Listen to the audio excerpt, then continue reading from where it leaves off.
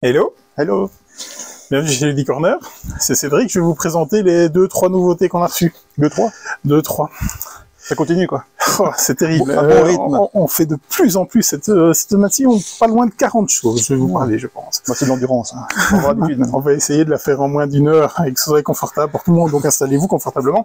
C'est Cédric, je vais vous présenter les nouveautés. C'est Laurent à la technique. Salut tout le monde. Salut Laurent. Alors, j'ai craqué. J'ai craqué, vraiment. J'avais dit que je n'en rentrerais pas. C'est pas ton genre. Et pourtant, je l'ai fait. Vous êtes nombreux à venir à la boutique en me demandant, vous avez des puzzles, J'ai toujours dit non, c'est pas notre core business, on n'en fera pas, il y a trop de trucs, Et en allant chez Asmodée, il y a 2 petites semaines, j'ai vu ces petites choses. C'est les puzzles Dixit. Ils en ont fait 8 différents. Ne sachant pas lesquels prendre, forcément, j'ai pris les 8. Alors je me dis, tant qu'à commencer par les puzzles, autant commencer par ce qui est reconnu par les illustrations. Tout à fait. Ce sera les puzzles d'Exit. Et franchement, j'ai du mal à dire lequel je préfère parce que ils sont très jolis. Ils sont pas chers en plus. Ils sont très jolis. C'est des 1000 pièces. C'est les puzzles d'Exit. Ouais, tant qu'à s'inspirer d'un jeu, autant prendre Dixit. Hein. La base est bonne. Hein. Ouais, Donc, clairement, la base est bonne. Un retour aussi. La version collector, donc la Deluxe. C'est pour les 5 ans de Tokaido. Donc la version Deluxe avec les petites figurines et tout ce qui va sur ce jeu qui n'a plus rien à démontrer depuis le temps qu'il est là. Donc on a reçu des grosses boîtes. Une nouveauté. La bête. Qui est-ce qui nous a fait ça, s'il te plaît? Alors, c'est Charlec Couronneau, que je ne connaissais pas personnellement. Je ne sais pas s'il a déjà fait d'autres choses, d'ailleurs. Je ne suis pas persuadé. Ça me dit rien du tout, en tout cas. Et au pinceau, ce serait Aneseb. Aneseb. Kodiak. Oui, c'est ça. Et donc, dans la maison multiverse, ils sont dans la maison multiverse, hein, parce que Kodiak et l'autre, c'était quoi? C'est Ikenokoi. Ikenokoi, hein, tout ça, c'est les petits jeux de la gamme multiverse. Kodiak, moi, j'avais beaucoup aimé avec cette course de saumon. Je connais que de nom.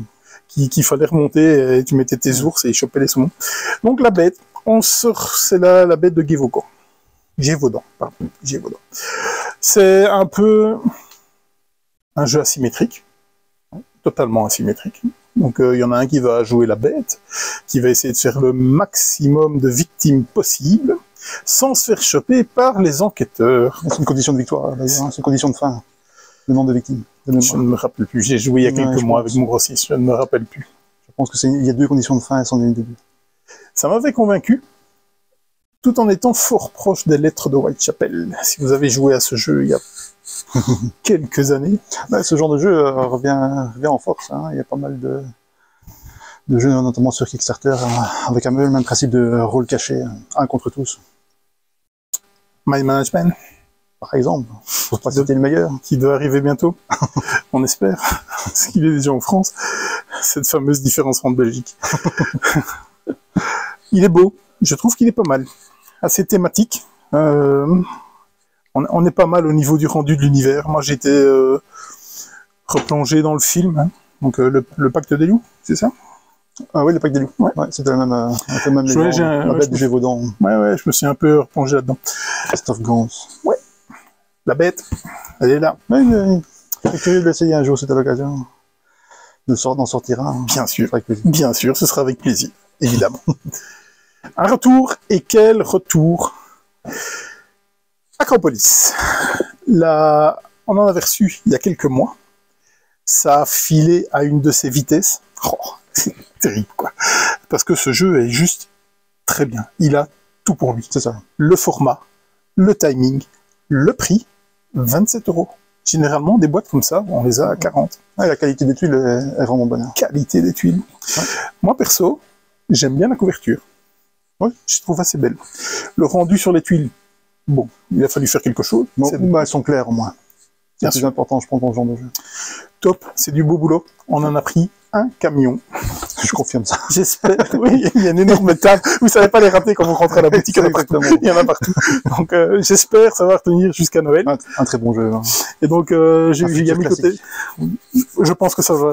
C'est maintenant son baptême, en fait. C'est là que, si jamais les ventes redémarrent comme c'était parti avant, il va rester. Moi, je pense. Il restera sur les étals comme étant un classique. Vraiment son public. Ouais, je pense aussi. Je disais, j'avais eu Gigamic au téléphone, ils ont déjà vendu les 2 tiers rien qu'en précommande. Beau succès, beau succès. Et le premier match était peut-être pas très important. Je me rappelle plus trop du premier match, mais ça me semblait être un match normal. C'est pas quelque chose qu'ils avaient été frileux. Gigamic fait des tirages normaux, généralement. Il a quand même été vite en rupture. La hype. La hype, vraiment. Parce que, mais on en a dit beaucoup de bien. À juste titre. Vraiment, à juste titre. Clairement. Très convaincu. Ça, c'est malin. Ça, c'est malin. C'est les chatbox. Il y en a 3 différentes. J'ai des grandes mains, j'arriverai quand même à les... Il y a un auteur qui s'appelle Guillaume Glaise. Qui n'a fait que ça, je pense. Oui, je ne sais pas du tout. Même le jeu d'ailleurs. Avant cette vidéo, je n'avais jamais entendu parler. Eh bien, je ne sais pas si c'est un jeu. C'est plus un sujet de discussion. Si voilà, c'est ça. Et à chaque fois, souvent, on nous demandait, vous n'avez pas des jeux pour briser la glace, faire connaissance? J'essaie de chercher, voir qu'est-ce qui pouvait rentrer là-dedans, dans les jeux d'ambiance, pas trop ambiance, et non. Et ça, il fallait y penser, c'est tout con. On a un exemplaire démo sur le comptoir, les gens viennent, ils prennent une tigette, et voilà. Et c'est parti. C'est conceptuel. Mais pourquoi faire simple quand on peut faire compliqué? Ah, tout à fait. Donc, maintenant, il faut que les gens aussi, je pense, se lâchent un petit peu et que la discussion se lance. Parce que je pense qu'avec certaines personnes, ça peut tomber un peu à plat aussi. Mais si ça fonctionne, à mon avis, ça doit bien fonctionner. Par contre, je serais curieux de voir un peu les sujets, parce qu'il y a toujours des sujets, évidemment, qui sont plus compliqués quand on doit rompre la glace. Ouais, mais c'est des sujets quand même fort badauds, fort généraux, les sujets. Pourquoi 3 couleurs? Pour avoir 3 intensités différentes, on va dire. Donc vous avez un sujet plus light, ou alors là vraiment, c'est vraiment pour des personnes qui ne se connaissent pas. Le ambré, des personnes qui se connaissent un peu, le corset, des personnes qui se connaissent un peu mieux, mais ça ne rentre pas dans l'intimité des gens. Donc vraiment, c'est resté soft à ce sujet-là. C'est important, je pense. Je pense c'est important, bien sûr, clairement. C'est pas mal, c'est pas mal fait. Je pense que ça va. Déjà, le packaging attire l'œil, déjà, franchement. Je te rappelle un peu, moi qui étais un tennisman quand j'étais plus jeune, ça me fait penser un petit peu au pack de 3 balles de tennis. C'est ça. un peu, ou alors des volants quand tu faisais. Ou les volants, c'est ça, voilà. Sport de raquette, quoi. Je pense que pour les fêtes, c'est pas mal. Bon timing, les chatbox. Ouais, c'est ça, vrai. Smart 10, un jeu d'ambiance. Qui nous a fait ça? Alors, il s'agit de Arnaud Steinwinder et Christophe Reiser. Voilà, Arnaud Steinwinder qui est connu peut-être pour les Smart Games. Et Cloud Age. Il a été crédité. Parce qu'on on l'avait crédité à côté de Pfister, évidemment. C'est comme ça qu'il a attiré mon attention. On est sur un jeu de connaissances. Stop encore. Le matériel fait un peu bizarre, quand même. C'est une grosse dalle en plastique, fait un peu bizarre. Par contre, les bouchons et tout, je trouve ça top. Donc vous avez une fiche ici, vous avez une question. Et en fait, en dessous, vous voyez si vous avez bien répondu ou mal répondu. C'est un stop ou encore. Donc vous pouvez continuer jusqu'à temps que ça se passe mal. Si ça se passe mal, vous avez été trop loin, vous allez tout perdre. Et ça, je trouve ça vraiment pas mal. Quand j'avais vu une vidéo, je m'étais dit, il va falloir que je rentre ce genre de petits bestiaux. C'est particulier. Ouais. Moi, quand je vois la boîte comme ça et le look du truc, ça me fait penser aux années 80, les jeux MB, que j'aurais pu avoir dans l'armoire de ma grand-mère quand on sortait le dimanche. C'est un peu rétrograde. C'est un peu rétro, fort rétro. Et même au niveau couleur. Oui, c'est ça. Donc, mais c'est bien. C'est vraiment bien. Je l'ai vu au festival Lollipop tourner. J'ai trouvé ça terrible. Bon. Ça rigolait bien. Franchement, c'était pas mal. Celui-là, je l'avais vu en VO et je suis très content qu'il est arrivé en VF. C'est Shinkansen 0K. Surtout, je vais repartir avec. Qu'est-ce qui nous a fait ça? Alors, c'est un couple d'auteurs qui s'appelle Sheila et Israël, comme ça qu'ils signent d'ailleurs, aussi connu sous le nom de Liam Dice. Ok. Voilà. C'est chez et Isa, je pense. C'est ça. Chez Isa. J'ai trouvé leur nom complet sur BGG. C'est ça. Je suppose que c'est un couple. Sheila Santos et Israël Sombrero. Ouais, oui, c'est un couple. Ouais. Et ils nous ont fait pas mal de chouettes choses, notamment juste avant celui-là, Red Cathedral, ce qui les a fait connaître tout de suite. Très bon Red Cathedral, Très qui bon est dans Red Cathedral, avec l'extension qui vient de sortir. Ouais, localisé En VO. En VO, qui va arriver bientôt. Localisé en version française par Yellow, c'est un 2 Games. Et là, on est chez Ludonova. Ouais. Ils travaillent pour plusieurs éditeurs. Et ils ont sorti aussi à Essen un jeu qui s'appelle Flower, un jeu avec du commerce de fleurs, un placement d'ouvriers un peu particulier. Les ouvriers peuvent partir en grève. Enfin, ce sera la prochaine sortie, il arrivera certainement en français aussi. Vous allez recruter des cartes que vous allez mettre entre la tête et la queue de votre train et puis faire des actions avec ces cartes. J'ai trouvé ça sympa parce que vous avez certain nombre d'actions à faire, vous n'allez pas tout faire. Il y a même des actions one-shot et tout ça. Ça me dit bien. C'est très sympa. Moi, j'y ai joué il y a une bonne année, quand il est sorti en VO.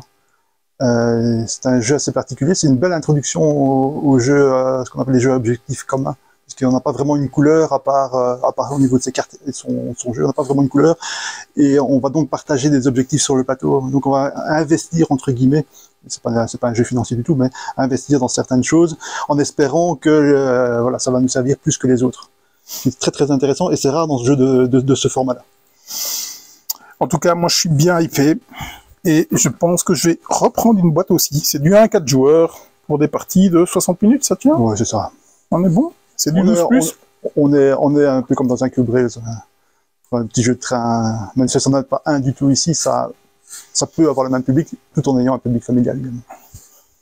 C'est chouette. Je suis convaincu. J'ai discuté justement de ce jeu avec un Instagrammeur qui m'a dit que c'était un de ses jeux préférés de cette année-ci. Donc, Costin. On verra si ça va. Romain aussi, tu Romain l'aime bien aussi. Ouais. Allez, on va voir ça. Silex and the City. Qui nous a fait ça? Alors, ça datait d'une BD Duel. Oui. Je suppose que au niveau pinceau, c'est cette même personne. Oui, c'est lui. Ben voilà. Et au niveau auteur, c'est Juan Rodriguez et Fabien Rifou. D'accord. Ils ont fait quoi? Les Poilus. Les Poilus. Très bon petit jeu. La Lune, Trax. Les Trax. Le phénomène de jeu d'escape ou d'enquête. Ouais, c'est plus enquête, oui. C'est particulier au niveau des illustrations. C'est connu et reconnu. Je pense que c'est pas des livres d'illustration, je pense que c'est des BD. Je pense. Ouais, c'est ça. Le thème est de ne pas avoir d'idée. Donc, vous allez avoir des cartes au milieu de la table, vous allez devoir mettre des valeurs supérieures. Si vous n'arrivez pas, vous avez une idée et vous risquez à la fin de la partie de perdre parce que vous avez des points de victoire que vous ne devez pas avoir. C'est ça. Donc, un peu particulier. Tout est particulier. Mais tout est particulier. Déjà, rien que le titre aussi, Silex and the City, je trouve ça pas mal. Il me semble avoir vu une petite des cartes à charte écologique et ce genre de choses, je pense, là-dedans. Ouais, fabriqué en France en tout cas. Ouais. Charte graphique particulière, on y retourne. Look at the Star. Look at the Star. Qu'est-ce qui nous a fait ça? Alors, c'est un auteur que j'ai découvert récemment, qui s'appelle Romain Caterdian, que je ne connaissais pas, mais qui a fait Dive notamment, et Perfect Shot. Oui. Mais moi, en fait, c'est pas nécessairement le genre de format que j'apprécie, je l'ai découvert avec un jeu qui s'appelle World Splitter, ici à Essen, chez Emperor S4, qu'on a joué ensemble d'ailleurs. Qu'on a joué ensemble. Voilà. Pas du tout le même genre de choses que celui-là. Absolument mais pas. Certainement mon coup de cœur Essen. World Splitter. Et ici, Look at the Stars, qui fait penser un petit peu à la dernière sortie Mind Clash pour les amateurs. Un peu le même sujet. Qui arrive aussi, normalement la semaine prochaine. Ouais. Je pensais pas qu'il allait être là si vite. Donc, c'est aussi un trick and write. Un trick and write. Ouais. Parce que là, c'est du draw and write. Draw and write. Voilà. Qu'est-ce que ça veut dire? J'en sais rien. Franchement, j'ai pas réussi à rentrer dans l'univers graphique. Alors, est-ce que c'est bon? J'en sais rien. Je ne l'ai pas joué. C'est fort noir. Ils ont déjà eu un parti pris graphique assumé comme ça précédemment avec Lueur. Ouais. C'est du bon bix. Lueur avait cartonné. Ça leur a certainement donné raison. J'aime bien. Donc j'ai un peu regardé la vidéo règle et j'ai pas compris grand-chose. Bon, en fait, tu révèles des cartes sur lesquelles il y a des lignes qui sont dessinées, tu dois essayer de les reproduire sur ton plateau. Et au fur et à mesure du temps, tu as de moins en moins de place sur ton plateau, puisque les lignes du bas ne peuvent plus être utilisées pour dessiner. Et à la fin, tu scores selon différents... Ça, j'avais trouvé ça malin. Voilà. J'avais trouvé ça malin, j'avais capté ça. C'est du 8+, c'est du 2 à 8 joueurs, c'est du 20 minutes. Je suis toujours surpris que les Roll and Ride, Flip and Wise et tout ça ne fassent pas du solo. Toujours très surpris. C'est des jeux généralement qui s'y prêtent bien. Ben, en général, ils n'ont pas grand chose à faire pour faire du solo. La plupart, tu peux y jouer en solo sans évidemment se débattre ton propre score bien souvent, mais il n'y a aucun qui t'en empêche. Aussi, en général, à part au niveau matos, il n'y a en général pas de limite au nombre maximum de joueurs. Clairement. Clairement. C'est un peu la force de Roll and Ride. Étant un joueur solo, j'apprécie tout particulièrement. Un petit peu what the fuck celui-là. Hein. Oh oui. Drone versus Goéland. Dans le thème. Dans les petits jeux ici, moi c'est celui qui me... Dans le thème. Effectivement, j'ai regardé la vidéo règle. Donc déjà, qu'est-ce qui nous a fait ça? Alors, il s'agit de Léo Blandin et Delphine Rabert, qui nous a fait dans les cordes également. Ouais, dans les cordes. Et au pinceau, c'est Romain Lubière. Léo Blandin, c'est mon représentant de chez Map Distribution. Ah. Ça vient de chez lui. Voilà. Donc, j'ai assez vite pensé à Scott & Totten. Ah oui, clairement, c'est inspiré de Knizia, Battle Line ou Scott & Totten. Oui, oui. C'est le même jeu. Donc, j'ai trouvé ça malin. C'est le système de jetons qu'on retourne. Ça, j'ai trouvé ça. Exactement, c'est ça qui fait le petit plus, parce que sinon le reste c'est assez classique. Il y a beaucoup de jeux récemment comme Rift Force et autres qui utilisent le même système. Mais celui-ci est hyper simple et en même temps, quand ça combat bien, ça doit être. Oui, clairement, parce qu'il y a moyen de jouer des coups et des coups de saloperie. Et qu'on ne peut pas nécessairement anticiper facilement. Oui, clairement pas, parce que justement, j'ai vu dans la vidéo des trucs qui se retournaient. Je pense que le type en face, il a rien vu venir. Quoi. Donc, Drone versus Goéland. Faudrait que je lui demande pourquoi ce thème, en fait. Ouais, c'est un peu WTF, mais c'est typiquement le jeu, je me serais pas retourné en voyant la boîte ou comment je vais dire, l'illustration, mais après avoir vu la vidéo règle, honnêtement, un autre que je testerais bien. Ça donne envie, en plus il y a des espèces de jetons de poker dedans, le matériel a l'air ultra quali. C'est sympa. Ultra quali. Alors, ils ont appelé ça des tokens silo. C'est du Game Genic, en fait, c'est des boîtes de rangement. C'est des boîtes de rangement Game Genic. Game Genic fait généralement des accessoires de très très bonne qualité. Ouais. Ils ont une très belle gamme de sleeves, une très très belle gamme de boîtes et tout ça. On y est, on a chopé les bleus et les rouges pour l'instant. Il y a plein de couleurs. On verra quand ça reviendra. Je vais tester ça. Ouais, toi t'aimes bien les boîtes dans les boîtes. C'est ça, c'était juste pour un raid cathédrale, on parlait tout à l'heure par exemple. J'avais pas le bon format, juste. Et donc, particularité, tous des petits compartiments à l'intérieur, vous pouvez les rentrer et les sortir. Comme un insert. Un retour, l'excellent Léo Fourneau. Et à chaque fois, j'ai envie de dire Martin Wallace. Pourquoi? Ah, pour le thème, à mon avis. Le thème, pour le reste. Moi, non, bien sûr. En fait, ça me frappe dans les boîtes de Brass, je pense. Le personnage de chapeau. Ouais, il est excellent. Vraiment. Il est très content qu'il soit revenu, Léo Fourneau. Vraiment vite que le playmat revienne avec. Surtout la première partie du jeu, la partie enchère. La partie enchère est topissime. Vraiment, ça, c'est du beau boulot quand même. Quoi. La deuxième est plus classique, mais rien que pour la première. Ouais. Ouais, attention, la deuxième en version extrême, c'est de trop même, je trouve. Oui, donc, mais il faut apprécier ce genre de choses et on est en terrain connu. Ouais. La partie enchère un peu plus... Oui, clairement, elle est super sympa, la partie enchère. Surtout où c'est jouissif, c'est quand on laisse une carte à quelqu'un qui la voulait pas. Oui, ça c'est beau. Exactement. Mais ce qui est bien aussi, c'est que ça peut plaire aussi à des gens qui n'aiment pas les jeux d'enchères. Parce que les enchères sont suffisamment sympas et ouvertes pour plaire au maximum. Oui, c'est pas un jeu expert, hein, on est sur un jeu initié. Hein, ah oui, tout à fait. Même en dehors de ça, je veux dire, il y a des gens qui butent souvent sur la mécanique d'enchères, et je pense que sur celui-là, c'est peut-être le jeu qui pourrait les convertir. Je le trouve beau, vraiment, je le trouve beau, j'aime bien. Beau travail. Il est arrivé celui-là? Alors, il est arrivé celui-là. On va autour de celui-là. On va dire merci aux collègues. Donc là, comment on peut dire, la solidarité entre boutiques. Merci. Pourquoi? Bien parce que la boîte de jeu n'a pas encore cédé les droits à la Belgique et est en prospection. Voilà. Donc ce jeu vient de boutiques françaises via d'autres boutiques belges, c'est tout un parcours. Il a énormément buzzé, c'est numéro 2, je pense. Ouais, on a beaucoup parlé. Qui est-ce qui nous a fait ça, s'il te plaît? Alors, c'est Joachim Thome, ouais, qui nous a fait Wild Space, notamment, qui était assez connu. Ouais, qui était aussi qui était graphiquement interpellant. Ouais. Et Dacium. Dacium, qui était chez les Geek Attitude Game, le 4 juin. Hein. Ouais. Et bien sûr, ben, ça, on voit tout de suite, hein, c'est la marque de fabrique. La marque Vincent Dutray. De Vincent Dutray. Tu nous cites 2-3 jeux qu'il a fait, parce qu'il il est crédité. Je sais pas où je dois commencer. Je l'ai mis 167 fois. Oui. C'est ça? Au moins.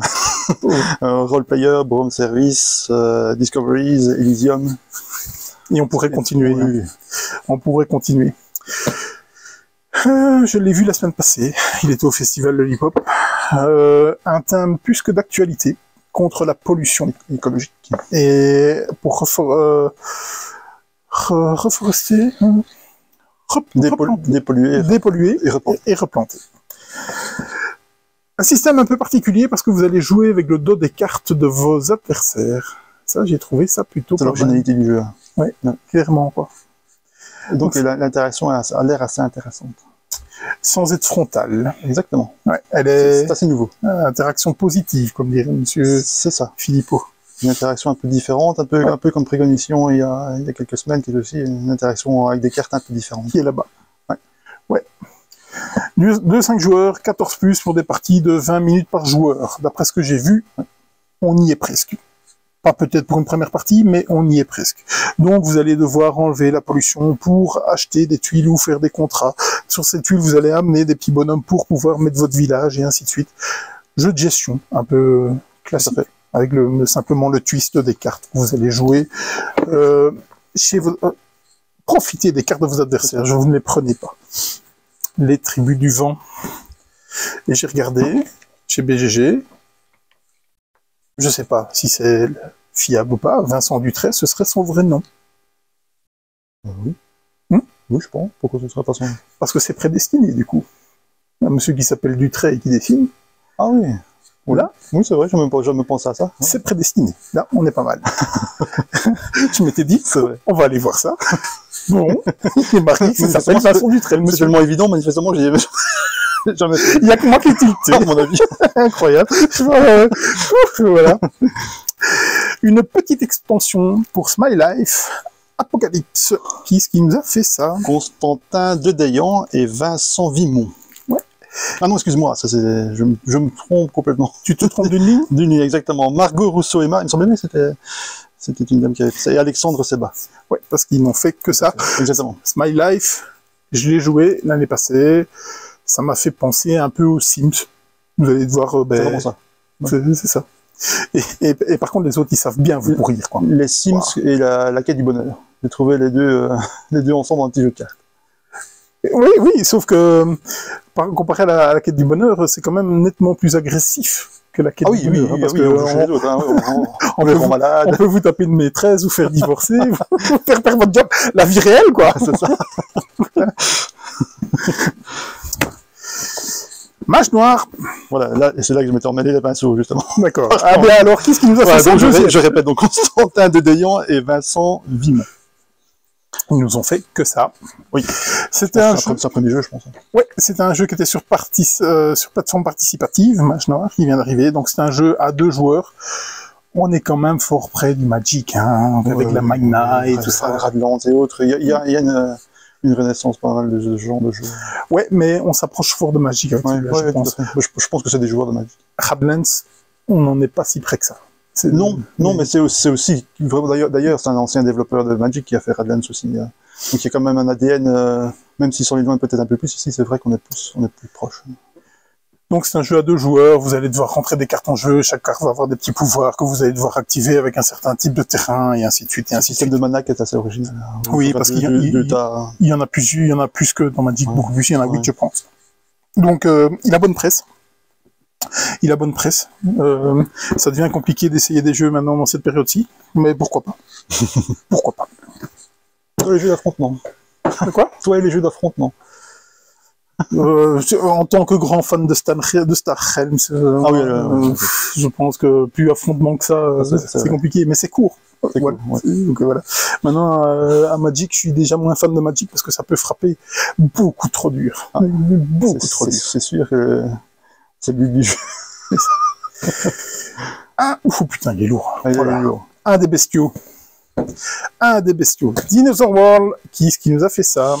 Alors, il s'agit de Brian Lewis, David McGregor et Marissa Misura. Ouais. Voilà. Et au pinceau, l'excellentissime Kwanchai Moriya. Qui est aussi Mon crédité près de 200 fois. Ouais, j'adore son style. Et qu'est-ce qu'il nous a fait? Entre autres, j'ai mis d'autres noms. Oh, ici, tu as mis Kabuto Sumo, tu as mis Cryptid, Under Falling Sky. L'excellent Under Falling Sky. La Excellent. seconde édition de Sidereal Confluence. Ouais. Confluence sidérale. Ouais. Très très grand auteur. C'était aussi, il était sur plateforme participative, pas en VF, il a été localisé par la boîte de jeu, donc c'est une localisation. On est sur des bases de Dinosaur Island. Ah, clairement. Même s'ils ne sont pas les mêmes auteurs, Non, ils ont repris les bases. Hein. Ouais. Il est, lourd, il est super lourd. Ouais, Vraiment. il y a énormément de matos. Très très lourd. Vous allez devoir créer votre parc. Donc bien entendu, avec de l'ADN de dinosaures que vous allez trouver avec des dés. À ce niveau-là, c'est vraiment le même principe. Oui, hein, oui. On vous en parlera plus tard d'ailleurs de ces fameux dés et tout ça. Et avec votre Jeep, vous allez vous balader dans votre parc. Attention à la dangerosité de votre parc quand vous créez des dinosaures et tout. Si vous n'aimez pas quelqu'un, vous lui lancez la boîte. Dinosaur World. Autre gros morceau, c'est plus léger. Du moins, au poids de la boîte. Terracotta Army, ouais. qui nous a fait Alors, ça? il s'agit d'Adam Kwapinski. Et l'autre, je vais essayer de le prononcer, mais... Bzemista Fornal. Voilà. Alors, Adam Kwapinski, qui est connu chez Board & Dice pour Origins, on en parlera un peu plus tard, je pense, l'année dernière, mais surtout pour Lord of Hellas et Nemesis, qui a fait pas mal parler de lui. Hein. Oui. Notamment pour son prix. Notamment pour son prix. Pour son prix en VF. Oui, c'est ça, son prix en VF. Aussi, jeu de rôle un peu, jeu de rôle caché, un peu comme, ouais. comme Battlestar Galactica. Bon, c'est Terracotta Army. C'est un Board & Dice, je porte assez bien dans mon cœur les Board & Dice, même s'ils sont jamais exempts de défauts. Ah non, l'édition il y a toujours quelque chose à dire sur l'édition. Ouais. Et j'espère que celle-ci, ça va aller, parce qu'on est sur plein de petits... Je pense qu'ici, oui, je pense qu'ils ont retenu les leçons justement d'Origins, on parlait pour certaines choses. D'ailleurs, on en reparlera après avec, avec le suivant. Ouais. Mais ici, non, je pense que au niveau édition, c'est très bien. Ils ont même, et ça c'est assez sympa, ils ont même parce que ce sont des figurines en fait. Hein. Oui. Le prix d'ailleurs est tout à fait correct, je trouve, par rapport au contenu. Les figurines, il y a une espèce d'insert en fait, dans lesquels on va piocher les figurines, donc il permet à la fois d'y jouer pour voir combien les scores en fonction du nombre qu'on a déjà passé sur le plateau, et à la fois pour le ranger évidemment dans la boîte. Ouais, j'ai regardé une vidéo règle tantôt. Moi j'ai un peu peur avec mes gros doigts, quand je veux à la fin de la partie avoir toutes ces figurines là sur cette petite zone là, j'ai un peu peur. Ouais, les figurines sont pas si petites que ça. Ah non, les figurines sont pas petites, elles sont fort proches. Elles sont fort proches d'ailleurs même, il y a des figurines que vous allez mettre sur d'autres figurines, hein, sur les chevaux, par exemple. J'ai trouvé le thème déjà assez atypique, hein, vraiment, c'est statues chinoises de terre là, donc... Et ce qui est sympa, c'est que la mécanique est au service du thème, parce que moi, ce que je trouvais le plus sympa là-dedans, c'est l'histoire de la terre, la glaise qu'il faut remouiller pour pouvoir la réutiliser, parce qu'elle sèche à un certain moment. Donc les ressources deviennent inutiles, mais on peut, en les réhydratant, les revendre utiles. Enfin, c'est bien, c'est thématique. Ouais, c'est ça. Je trouve que c'est bien pensé. Ouais. Alors, il est peut-être écrasé par les autres sorties de Board & Dice. J'en lis du bien. J'en lis du bien. Il est plus clivant, je pense. Mais on n'en parle pas de trop de celui-là. En fait, il divise parce que c'est un jeu de majorité au bout du compte. Donc, c'est le placement de ces figurines. Donc, il y a toute la partie gestion de créer ces figurines, mais puis après, c'est les placer sur certaines cases du plateau. Et il y a une notion de majorité, notamment d'un calcul de score qui se fait en fonction de la position d'un espèce d'inspecteur, donc avec des coordonnées. Et ça peut être assez méchant. On peut prévoir pas mal de choses et se faire couper l'herbe sous le pied assez facilement. Donc c'est ça qui, pour certaines personnes, peut déplaire. J'en ferai peut-être partie. C'est possible. Oui. 2-4 joueurs, 120 minutes, Board & Dice classique, 14+. Board & Dice, donc localisé par Pixie Games pour la VF. Tout à fait. 2 pour le prix d'un. Speedback. C'est un auteur? Je pense pas. J'ai pas trouvé non plus. J'ai pas trouvé non plus d'auteur. Si, un Rémi. Ah bon? Rémi, voilà. En fait, c'est l'auteur de l'excellent Pigeon Pigeon. Que je ne connais que le nom. Très très bon jeu, vraiment très chouette, qui demande une petite mécanique pour jouer parce qu'on doit s'éloigner et tout ça, mais très très chouette.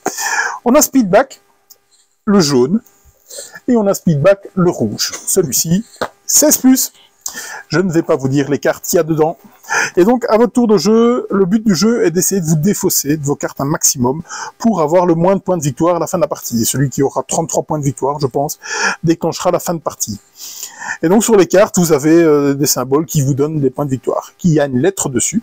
Et vous allez retourner la carte et il y a un timbre. Et avec ces lettres, ben, vous allez devoir répondre au timbre, donc avec le N pour répondre au timbre. Et la troisième carte que vous posez, vous la retournez, ce sera un nouveau timbre. Et donc vous pouvez enchaîner comme ça ne doit pas jouer, vous jouez pas à chacun votre tour, vous pouvez enchaîner. Ça joue de rapidité. C'est ça, donc et dès que vous avez plus de cartes en main, la manche est terminée et on recommence jusqu'à temps d'atteindre 33 points de victoire pour le perdant, du coup. Donc, soft, faites-vous plaisir. Voilà. Du 2-7 joueurs, c'est du 10 ans pour celle-là, du 16 ans pour celle-ci, c'est Speedback. Ça vient aussi, c'est les éditions Napoléon, ça vient de chez Pixie Games aussi. Pixie Games aussi. Pardon. Un jeu du jardin, donc normalement ça se tombe aussi dans la grande distribution, ces jeux-là. C'est Hitster. Je pense que je n'ai pas trouvé ces mensurations non plus. J'ai pas trouvé grand-chose du coup. Non plus. Le thème, ça m'a fait penser à un jeu qui m'avait fort hypé, et donc Discover, par exemple. Ouais. Et donc dans celui-ci, c'est un peu comme un timeline, ou un cardline, un timeline, oui, où vous allez scanner un code QR, il faudra votre GSM, vous allez scanner un code QR, ça va vous envoyer sur une plateforme qui va diffuser de la musique. Ce n'est pas la plateforme sur laquelle est hébergée la vidéo, donc je ne vais pas le dire. Et donc, à ce moment-là, ça peut être un peu de tout et n'importe quoi. Vraiment, je pense que c'est des début des années 1900 jusqu'aux musiques actuelles, donc ça peut être tout et n'importe quoi. Et vous allez simplement essayer de classer le morceau dans une date comme timeline.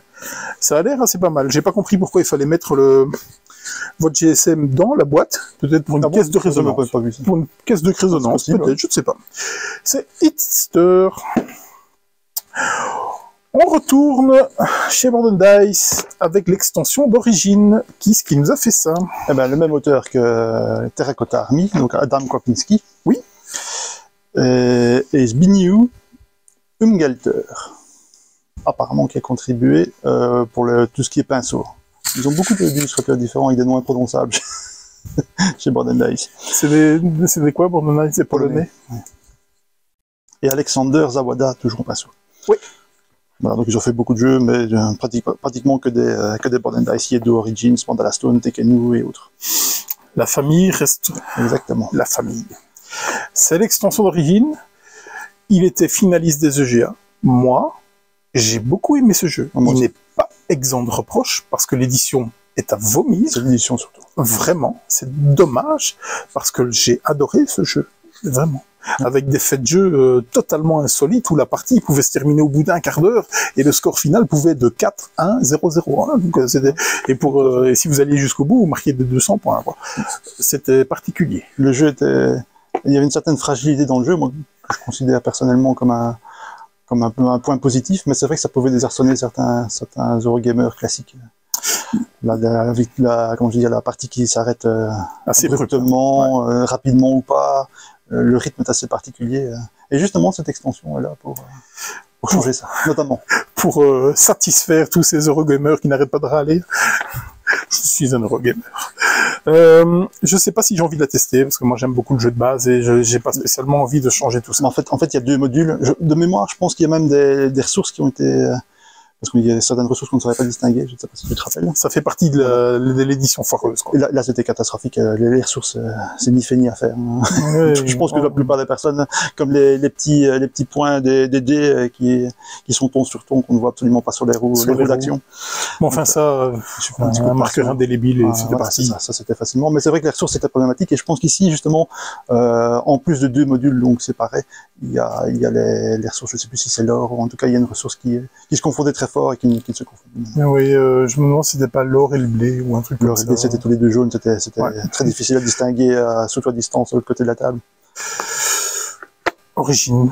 Voilà, j'ai beaucoup aimé ce jeu, je l'ai toujours. Et... Moi aussi, je l'ai ramené des scènes, cette extension, et je ne l'ai pas encore testé. Par contre, ça change 2 choses. Ça rajoute, sur chaque roue, il y a un bâtiment double, en fait, qu'on peut obtenir de manière normale, parce qu'il y a une espèce de merveille, en fait, qu'on peut obtenir, mais seulement à partir du moment où la roue est au moins à 5, au niveau du dé. À ce moment-là, on peut en prendre une, et on n'en prendra qu'une pour toute la partie. Et ça prend 2 espaces sur notre plateau. Même si on ne peut pas mettre de dés en plein milieu, on ne peut pas les activer. Mais on l'active évidemment au moment où on la place. Je la testerai par curiosité. Et l'autre module, c'est pour changer cette condition de fin qui était particulière. Maintenant, c'est beaucoup plus classique. Il y a un nombre de rounds qui est déterminé. Et à chaque fin de round, on retourne une tuile qu'on score. Donc cette nouveauté, c'est cette nouvelle règle et cette tuile de scoring en fin de chaque round. C'est dommage parce que je trouvais le timing justement très intéressant.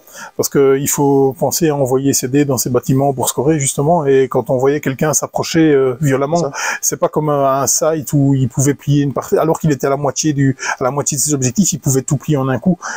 On voit quand même un peu arriver le bazar. Donc on savait très bien qu'à un moment donné, il fallait balancer ses dés. Donc je le testerai avec toi du coup. C'est presque un aveu de... Voilà, on revient un petit peu en arrière et on fait quelque chose de plus classique qui je trouve ça un petit peu dommage. Mais enfin bon, pourquoi pas.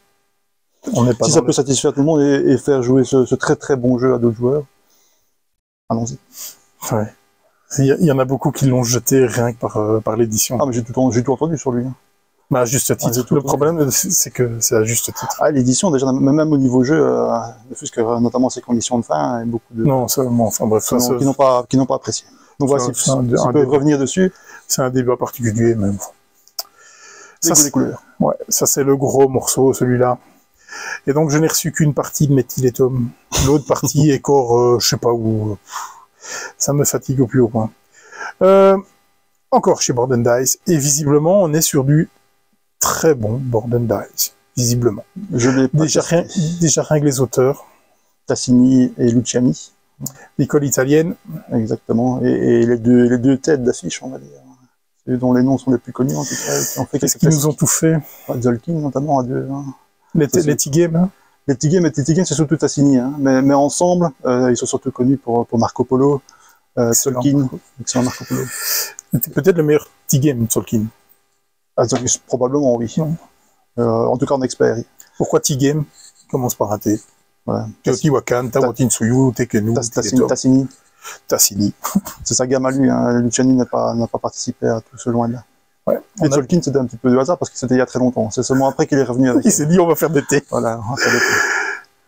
Barrage, il me semble. Barrage, c'est Luciani, avec un complice dont je ne me rappelle plus le nom exactement. J'ai une boîte là, je verrai bien. Je vais pas sortir du cadre. Mais c'est pas Tassini, donc on peut pas dire c'est un T-Game. C'est pas, non, c'est déjà même pas chez Board & Dice. C'est chez Board & non. Non, c'est chez Cranio, hein. La boîte de Luciani. Ouais. Un 4 joueurs, 60 à 100 minutes, comptez 100, à mon avis. C'est du 14+. Tu sais le pitcher un peu? Oui, c'est un jeu de draft de dés. Particularité, donc les dés sont en plusieurs couleurs et on a un certain nombre de dés en fonction du nombre de joueurs. Et les dés sont en couleur des ressources. Et donc on lance un certain nombre de dés, encore une fois en fonction du nombre de joueurs, et on va les placer sur une roue, beaucoup de roues dans cette fin d'année. Et en fait, la roue, chaque cadran de la roue correspond à un nombre du dé. Donc on va mettre tous les dés 1 en face du 1, les dés 2, etc. Et on choisit à son tour un dé, donc on draft les dés. Et la couleur du dé donc correspond à la ressource. On va prendre un nombre de ressources égal à la valeur du dé et la ressource de la couleur du dé. Mais en contrepartie, plus on prend des grosses valeurs, donc on prend un 6 par exemple, gris, on va prendre 6 pierres, mais en contrepartie, l'action, on déclenche une action évidemment, moins elle sera puissante en fait. Donc si on prend un 6, on ne ferait qu'une action avec une puissance 1, tandis que si on prend un 1, on ferait l'action en puissance 6. C'est malin. Ouais, Voilà. Malin. C'est assez simple, il est un cran au-dessus des derniers T-Games, clairement, je pense, en termes de complexité, et ce qui n'est pas du tout une mauvaise chose ou péjoratif quand je dis ça. Ça combote pas mal, les tours peuvent être peut-être un petit peu longs, mais il a l'air agréable, et pour une fois, parce que moi je suis pas le plus grand fan du duo, parce que j'aime les jeux qui sont un peu plus satisfaisants en général que ce qu'ils font. Et là, ça semble être le cas. Vraiment, je pense que quand on a fini la partie, on a fait beaucoup de choses. Mais moi j'ai très envie, parce que je n'en lis que du bien. Je dois envoyer des boîtes aux influenceurs. J'espère qu'elles arrivent demain. Voilà. J'ai vraiment très envie de le jouer. Et puis c'est une ville belle. Voilà. Oui. Tu connais le Tilt. Tilt. Tilt, voilà. Effectivement. Donc c'est Tilt de chez Pixie Games, vu qu'ils l'ont localisé. Je sais plus. Tréfuté Kit. Tréfuté Kit, Wolfgang Warsch, évidemment. Oui. Au pinceau, je ne sais pas du tout. J'ai rien vu au pinceau. D'accord. Maintenant, je pense que c'est pas grave. Non. Disons qu'on n'y joue pas pour sa beauté. Ni à celui-là, ni aux autres. Je l'ai vu jouer ce week-end. Festival Lollipop. Je l'ai vu jouer. J'ai vu des enfants de 4 ans. C'était pas pour eux. C'est normal. C'est du 5+. On est pas mal. Le ressenti est pas mal. Je trouve ça assez couillu de commencer avec des roll and ride à 5 ans. Ça, 5 ans, c'est peu. Ouais, et ça marchait. Ouais. Oui, les enfants s'en sortaient. Les parents étaient là pour expliquer un petit peu. J'ai même vu une vidéo règle, je pense que c'est la dame qui fait le Trick Track Show, qui fait une vidéo règle avec sa fille. Sa fille ne devait certainement pas être beaucoup plus âgée que ça. Est-ce que c'est un jeu à combo? Parce que c'est oui. ça qui est compliqué en fait. Oui, justement. Et donc quand tu vas cocher une case, un ballon rouge par exemple, s'il est dans un grand cercle vert, ben, tu sais que tu vas mettre une case dans le vert. Donc j'avais quand j'ai vu les règles, je m'étais dit waouh, 5 ans, waouh, ça je veux voir tourner. J'ai vu tourner. Ah, je suis stupéfait. Bon, maintenant les enfants sont des éponges. Oui. Donc voilà, c'est Tréfuté Kit. Qu'est-ce qu'on a sur les Tréfutés? Tréfuté, c'est le roll and ride. D'ailleurs, je pense qu'il est juste derrière moi que j'ai oublié de vous parler de son père. Ouais. Hop, Tréfuté forever. Un de plus. Un de plus. Mais autant le 3e était bien pourri, paraîtrait-il, parce qu'il a tellement été fracassé que moi j'ai même pas voulu le jouer. J'ai adoré le premier. Je suis arrêté au 1, moi. Le premier est top. Le deuxième, si vous voulez un peu plus de complexité, il tient la route. Pas de problème. Il paraît que ce serait le meilleur de la série. Ah bon, et là, il est déjà dans mon sac pour le tester. C'est toujours Wolfgang Warsch qui nous a fait ça. Il nous a fait plein d'autres jeux. Oh oui, plein. Brix, Fuji, The Mind. Les charlatans. Les charlatans de Belcastel. Si vous ne connaissez pas Tréfuté, foncez. Pour moi, c'est le roll and ride de référence. Je pense. C'est vrai qu'il a été à l'origine de pas mal de choses aussi. Clairement. Notamment les combos, les jeux vraiment purement de combo. Purement combo. C'est jouissif. Vraiment. Vous mettez une case dans le bleu, ça vous donne une jaune, vous tournez. Comme ça, vous avez l'impression de jouer pendant 3 quarts d'heure, alors que c'est super rapide. Ça tourne super bien en solo. Super, vraiment. Donc, achetez-le. Il n'y a pas de thème. Il n'y a pas de thème. Il n'y a pas de thème. Il n'y a même pas de graphisme du tout. Non, c'est ça. Ça, il faut le savoir. Mais à part ça. Schmitt, un jour, vous changerez votre logo, mais ce sera trop tard. Chez Yellow, les animaux de Baker Street. Qui est-ce qui nous a fait ça? Il s'agit de Dave Neal et Clémentine Beauvais. Illustré par Biboun. Biboun, ouais. Biboun, grand nom des pinceaux. Diceforge notamment. Très joli, Diceforge. Très joli. Ouais. C'est vrai. Je coop, j'ai regardé la vidéo règle, j'ai tout oublié, je vais pas dire de bêtises. L'enquête narratif, il n'y a pas vraiment de surprise, je pense. Je ne peux pas. Mais je sais qu'ils ont vraiment fait un gros effort sur la qualité, notamment des dialogues, de textes. C'est ce qui en ressort de ce que j'ai vu. Évidemment, c'est pas vraiment mon type de jeu, mais de ce que j'en ai vu, ça a l'air plutôt bien fait pour ce que c'est. J'en ai entendu du bien aussi, mais franchement, je suis en train de tout mélanger parce qu'il y a trop de jeux, donc je vais pas commencer à essayer de le détailler. C'est du 1 à 4 joueurs, c'est du 10+, c'est pour des parties, c'est des parties de 3/4 d'heure, plus ou moins. C'est chouette comme ça. Ouais, pas mal fait. Ça me rappelle un dessin animé, justement, Sherlock Holmes avec des animaux. Ouais. Regardez quand j'étais petit, gamin. On est chez Yellow, hein, maintenant. On est chez Yellow. King of Monster Island, qui est-ce qui nous a fait ça? Richard Garfield, bien évidemment. Monsieur Magic. Monsieur Magic, au pinceau. Et Paul Mafayon, pinceau.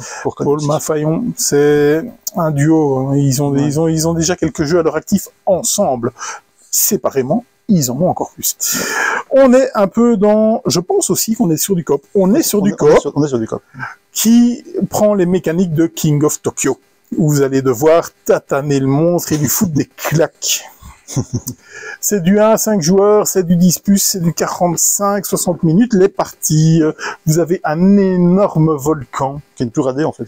Qui est une tour AD. Qui répartit les dés autour sur les différentes régions. C'est ça. Et donc, en fonction d'où ça tombe, eh ben, vous allez devoir y aller dans ces régions. Et donc, ben, comme dans King of Tokyo, vous allez devoir le foutre des claques.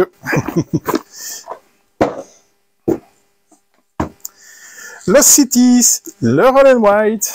Qui est-ce qui nous a fait ça? Tu me prends dépourvu. Non, ben, je vais te le dire. C'est oui, Rainer Kinzier. Est-ce que tu veux bien... J'étais pas sûr, je savais l'original, mais je savais pas le Roll and White, c'était lui aussi. Est-ce que tu veux bien citer 100 jeux de ce qu'il a fait? Oh oui, je peux. Je pense, oui. Alors, j'ai rien compris. Ah, bah voilà. Alors, donc il s'appuie évidemment sur son jeu de plateau et son jeu duel qu'il a fait Lost Cities. J'ai pas compris grand chose. C'est du 2-4 joueurs. Non. Du 2-5 joueurs.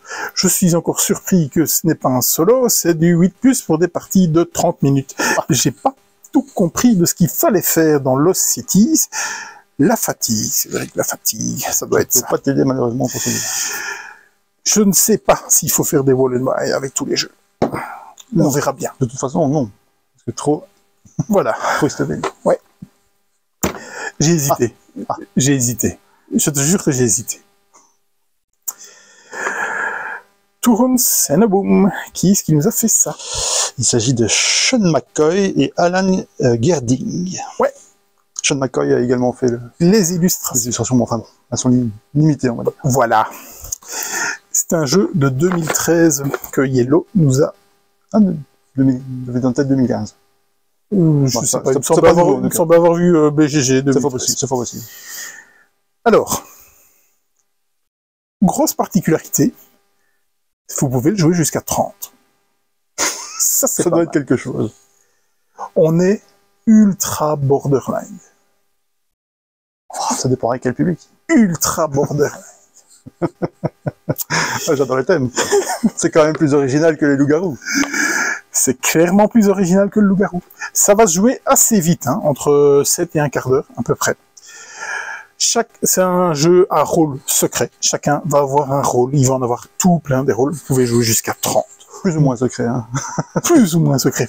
Grosso modo, il va avoir un président, je suppose qu'il va avoir ses gardes du corps, ce genre de choses, et il va avoir un terroriste. Le terroriste, et c'est ultra borderline, doit se faire exploser dans la salle du président. On va se retrouver dans la même salle à la fin du jeu que le président. Et se faire exploser à la fin du jeu.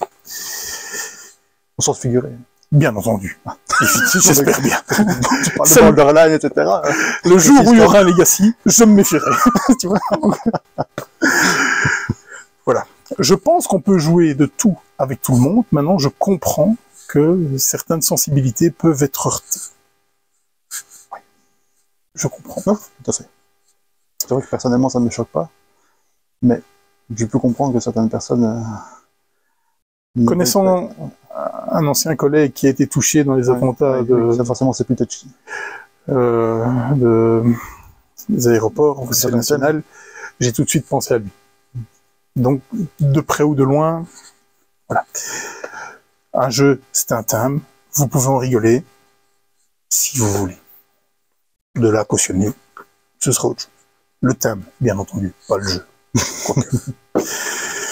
Jusqu'à 30 joueurs.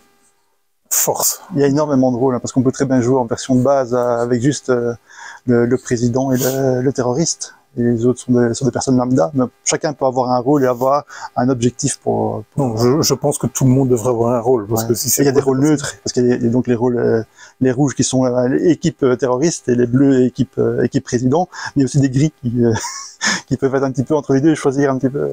Il y a moyen de je pense que c'est pas mal. Mais il faut le public. Mais oui, clairement. Et je pense que ça me dérangerait pas de le jouer. De toute façon, ça fait depuis que j'en ai entendu parler la première fois, il y a 7-8 ans de ça, et j'ai envie d'y jouer. Mais réunir autant de personnes, c'est justement là, c'est pour ça que j'ai jamais acheté en V. Donc, il y a déjà un précédent dans la gamme minigame de chez Yellow, avec Time Bomb. Ouais. Moins d'actualité, on peut dire. Ouais. C'était sympa aussi, moi j'aimais bien celui-là. J'ai fait quelques parties. Oui, c'était des fois un peu abrupt. Du hasard. Oui, donne-lui chez lui, boum, ok, on recommence. Mais ça peut être fun. Oui, bah oui, c'est un classique des jeux d'ambiance de toute façon. Bon. C'est déjà pas mal, hein. Waouh. On s'arrête déjà? De quoi? On s'arrête déjà? On s'arrête déjà, mais on va d'abord passer sur le jeu de la semaine. Allons-y. Si tu veux bien, tu viens avec moi? Je suis. Je vais mettre son père. Oh non, mauvaise idée, j'ai mal au dos. C'est une plus petite boîte, mais elle est quand même déjà... Ouais, elle est bien remplie. Hein. Elle est bien remplie. C'était un Kickstarter, donc financement participatif. Il est arrivé avec le Roll and Ride. Moi, je suis friand de Roll and Ride. Surtout quand on sait les jouer en solo. J'ai bien aimé, c'est pas le Roll and Ride de l'année, j'ai bien aimé, parce que j'aime déjà bien Dinosaur Island. J'aimerais sûrement bien Dinosaur World. Ça reprend assez bien les mécaniques. Oui, en tout cas, j'ai pas été dépaysé. Non, c'est ça. Clairement pas. J'ai clairement pas été dépaysé. Vous avez des très très gros dés là avec. On va pas les voir à la caméra. Vous avez des points de menace dessus. C'est comme on a même que dans le jeu original. Ou dans Dinosaur World. Donc, ce que j'aime bien dans celui-ci, c'est que on va pas aller au bout de ces combos. Hein. La partie prend fin, vous allez jouer 6 tours. Et le premier tour que vous faites, vous trouvez ça vachement stérile. Donc bien entendu, comme dans le jeu de base, vous allez devoir recruter des scientifiques qui vont vous donner tous des pouvoirs, entre autres. Vous allez donc créer des enclos à dinosaures sur votre map. Aussi, vous allez créer des bâtiments plutôt administratifs, on pourrait dire, même s'il y a des réfectoires que vous allez créer, ce genre de choses. Vous avez aussi des scientifiques déjà gravés sur votre inscrits sur votre feuille, évidemment, j'y reviendrai.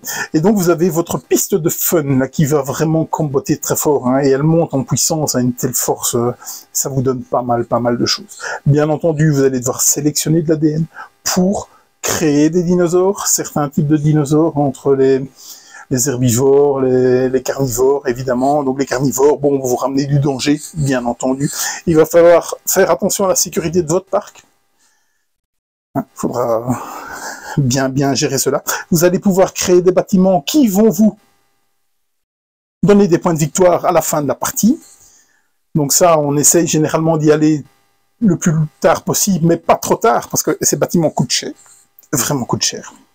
Vous savez le coût ici en haut et le nombre de points de victoire qu'il y a. Bien entendu, il faudra dessiner ces bâtiments et, si possible, les relier par des routes et, si possible, les faire sortir du parc pour marquer des points de victoire qui sont avec la sortie. Ce qu'il y a de bien, c'est que vous allez sélectionner des dés pour prendre des ressources ou de l'argent. Faire attention avec les dés que vous prenez à la menace, parce que il y a peut-être des dés que vous voulez, mais si vous laissez l'autre dé, il va vous apporter trop de menaces. Trop de menaces, vous risquez des dégâts dans votre parc, de perte des enclos dinosaures, de perte des bâtiments, etc., etc. Bref, de perdre des points de victoire, tout simplement. Et avec les dés qui restent, et là, on se retrouve dans le cœur de Dinosaur Island et tout ça. Les actions. On va jouer des actions sur des lieux, et bien entendu, c'est du placement d'ouvriers, donc il n'y en aura pas pour tout le monde, et s'il y en a pour tout le monde, vous allez prendre de la menace, parce que vous allez pouvoir venir vous poser au-dessus des dés de vos adversaires. C'est super bien fait, ça, c'est super top, parce que ça joue aussi dans le système de draft, voire contre-draft, parce qu'on sait quels dés on va envoyer, on sait quels dés les adversaires ont besoin, et on va lui mettre des dés avec des 2-3 menaces pour qu'ils viennent au-dessus, pour qu'ils se prennent 2-3 menaces. L'interaction dans les run and write, c'est jamais... très développé, donc c'est bon à prendre. Ouais, c'est pas mal. Effectivement, c'est pas mal. J'ai testé en solo. Le solo tourne bien. Évidemment, quand vous n'avez pas de bol, vous n'avez pas de bol. Moi, il m'a retiré tous les dés que je voulais, à chaque fois. Et c'est un tirage de cartes totalement aléatoire. C'est un bon bot. De quoi? C'est un bon bot. C'est un bon bot, effectivement. J'ai été très étonné de la rejouabilité. Non, de la variabilité. Moi, pour moi, rejouabilité, variabilité, pour moi, c'est pas la même chose. Il y a mais c'est pas la même chose. tonne de cartes. Une tonne de cartes, sachant que vous allez mettre que 3 bâtiments. Tout ça, c'est les bâtiments de réserve. Vous allez mettre 3 ingénieurs. Tout ça, c'est les ingénieurs de réserve. Eh ben, rien que ça. Ça, c'est cool. Je suppose que c'est dans la version Kickstarter. Ça, c'est la version anglaise Kickstarter. C'est des gommes. C'est cool, parce qu'ils mettent les petits crayons qui vont avec. Ah, je trouve ça top. Mais c'est la version Kickstarter. Je ne sais pas ce que ça donne en version retail. J'ai bien aimé. J'ai vraiment bien aimé. Ce sera pas mon top Roll and Ride. Flip and Ride. Roll and Ride, du coup. Ce sera pas mon top. Mais je pense je vais quand même jouer quelques parties. Comme j'avais bien aimé Imperial Settlers, j'ai joué une vingtaine, trentaine de parties, et puis il peut aller faire des heureux de part. Je ne sais pas. C'est déjà pas mal à l'heure actuelle. Hein. De quoi? C'est déjà pas mal, hein. Un certain nombre de parties. Hein. Surtout pour moi. Exactement. Surtout pour moi. On est bien, là? Je pense. 55 minutes. Combien? C'est correct, hein, 55 minutes. Ah là là, moins d'1 heure. Voilà, c'est beau. Voilà, on va essayer d'avoir moins de jeux. Le mot de la fin? Fin. Comme d'habitude. À bientôt. À bientôt. C'est Lily Corner. Salut tout le monde. Salut.